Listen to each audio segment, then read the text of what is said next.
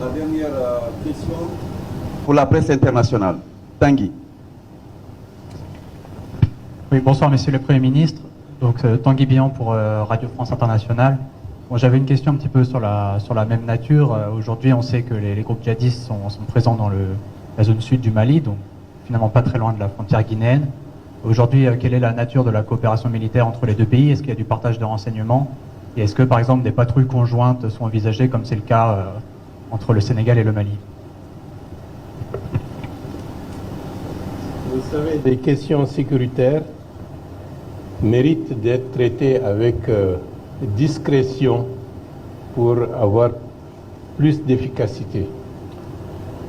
Mais dans l'approche globale, la Guinée est suffisamment attentive à tout ce qui peut affecter aussi bien la stabilité de la République du Mali que la stabilité de la République de Guinée et beaucoup plus largement à la stabilité des États de l'Afrique de l'Ouest.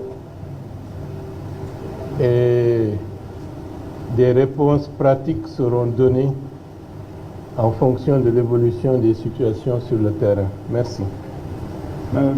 Merci infiniment.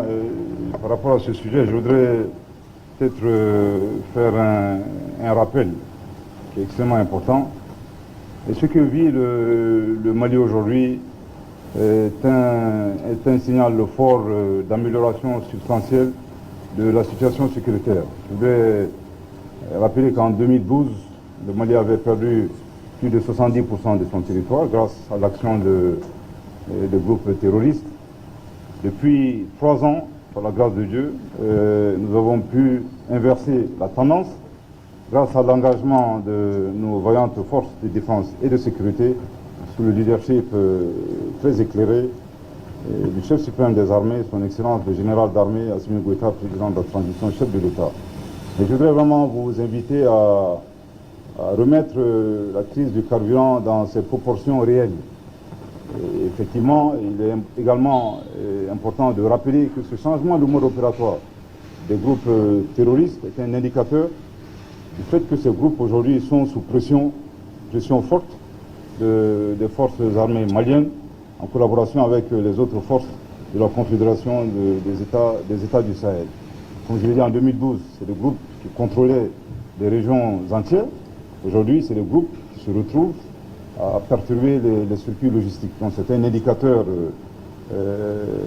très réaliste, très fort de la pression subie par ces groupes terroristes. Ceci d'un côté de la crise du carburant. En tout cas, nous dénonçons avec force la guerre informationnelle, la propagande à laquelle le Mali a été victime.